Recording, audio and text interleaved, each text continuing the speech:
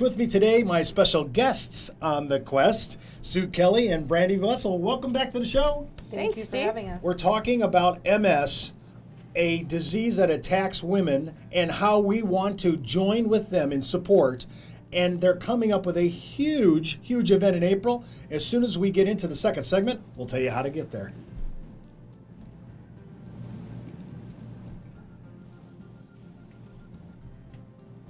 Well, of course, we're spending our quarterly charity event on the Society of MS. And of course, we're here living in Arizona, where I'm broadcasting from Phoenix, Arizona. Some people call it the surface of the sun. And I have two lovely ladies with us, the chairwoman of the major event, Sue Kelly. Sue, tell us a little bit about this April 28th event. Well, the Women Against MS Luncheon, it's dear to my heart. I've been on the planning committee for 5 of those 6 years and chair for the last 2.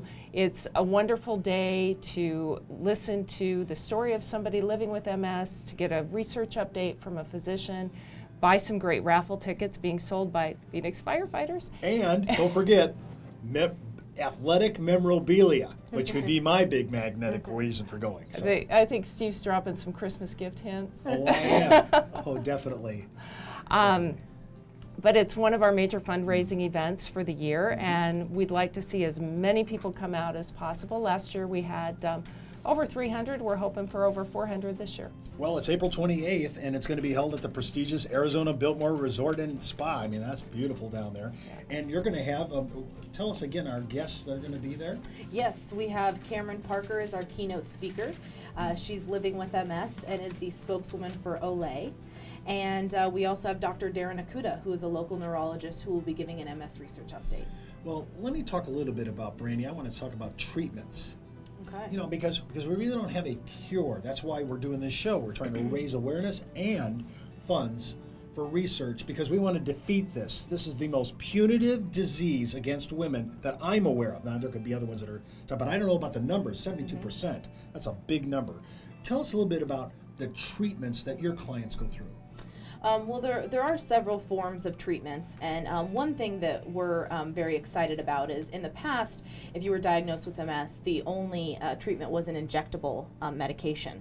So if you don't like needles, then that stinks for you. Did it work though? Yeah, they definitely, there's several different forms, and like I said, people, depending on what they're on, what therapy, they've found, some really, great success as far as helping. Was it relief, or did it help them not let the heat affect them, or their fatigue levels weren't as bad? What did it actually do?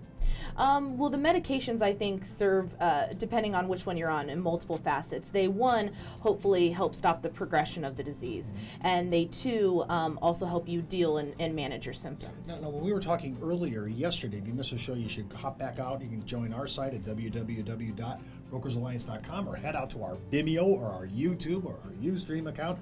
We're everywhere it matters, And when you want to talk about it, because we talked yesterday about how this is like an insulated wire with the insulation fraying and deteriorating. How do these management regimens stop that deterioration? Or does it actually repair a little bit? I mean, does it do any of that? Well, again, I think it depends on the therapy that you're on. Again, that's why we're making great strides. As I mentioned in the past, everything's been injectable. Now there's actually several oral medications that are out. So again, I feel like these treatments are kind of progressing as well, now that we have the oral meds. Well, how many management would you say strategies are out there? Are there like a basic 2 or 3, or are there even more than that? There are 4 injectable therapies. There's 1 IV therapy, and there's 1 oral therapy that was just approved recently, with many more in the works.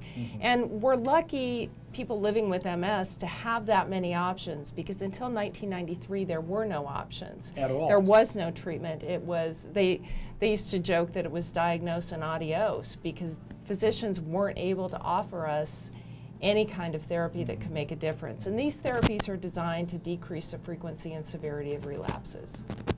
Well, I'm trying to imagine a regimen that would require injection, as you suggested. When you think about that, what is that, twice a day? Is that 4 times a day?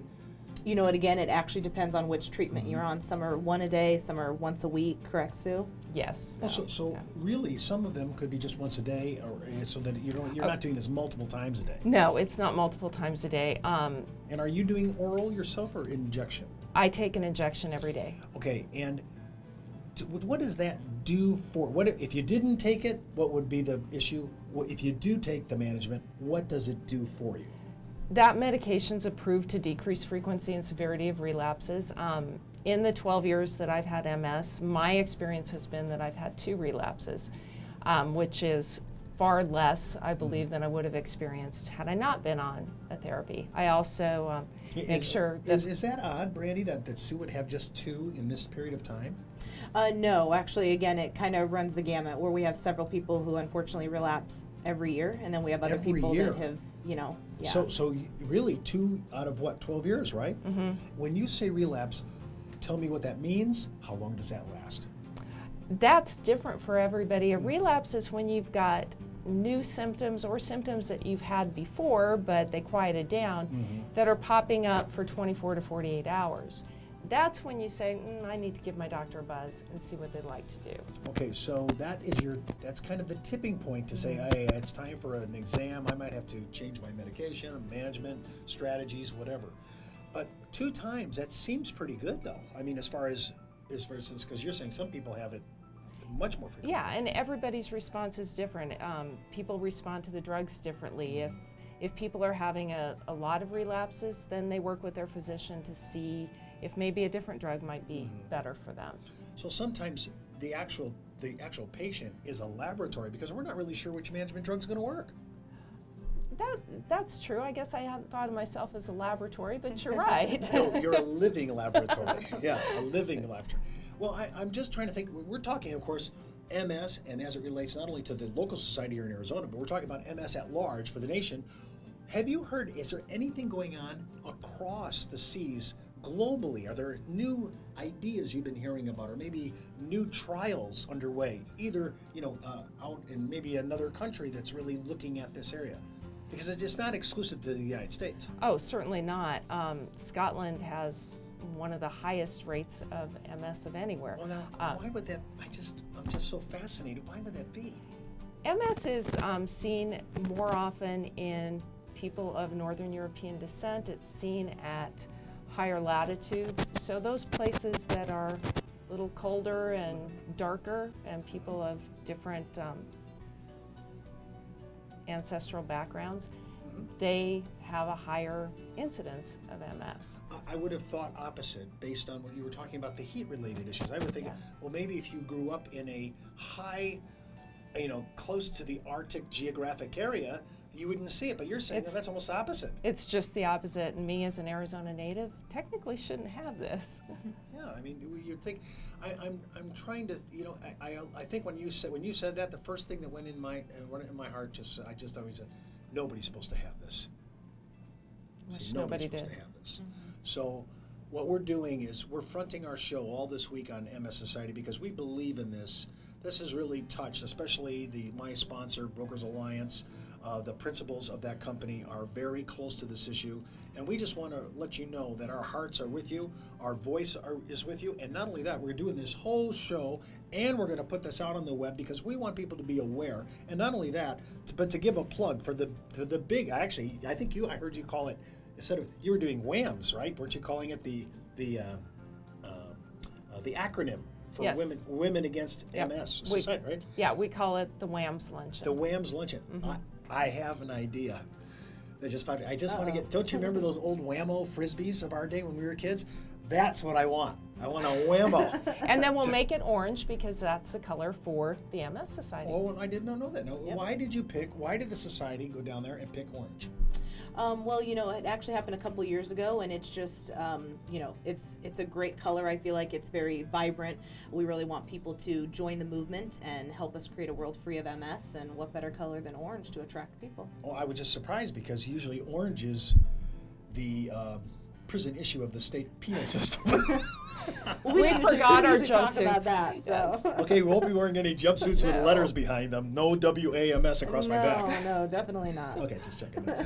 Well, I'm trying to encourage all of our listeners to attend this. I mean, even though you'll have 400, you could expand it if we really hit some numbers. We have room for whoever wants to come. We can grow that room as big as we need to. Mm-hmm. Well, I tell you what we'll do. We'll try to see if we can get whatever we can of our people over there. I'm sure our employers will let everybody in the entire facility offer that day. I imagine they will. I just got a pink slip sent to me. Okay. Well, I want to talk about tomorrow. We're going to get into who gets MS. We talked about some age groups, and we've talked about the gender differences of who really gets attacked, the women predominantly. But I keep thinking, well, people maybe that are susceptible, maybe anemic, maybe people that are already given to fatigue, maybe people that have iron deficiency, because that's how ignorant my understanding until I started reading and Googling for this show. I wanted to get a concept of who was this affecting? And you said it was global. You said it was not just, it's not a United States issue. No. And we're talking about why northern, and I'm always fascinated by diseases like I think we talked about this on the phone, Brandee, why does some disease affect like African Americans with Crohn, or not Crohn's, Sickle cell. sickle cell anemia, and Crohn's with people of Semitic descent. I just, why is that? There's certain things that's in, but in your area, we're talking like the Vikings, I mean, Swedes, the Vikings, and you said an inordinate number in Scotland, which I'm just thinking, I just wonder why that occurs. And I know that's what we're investigating in all these issues.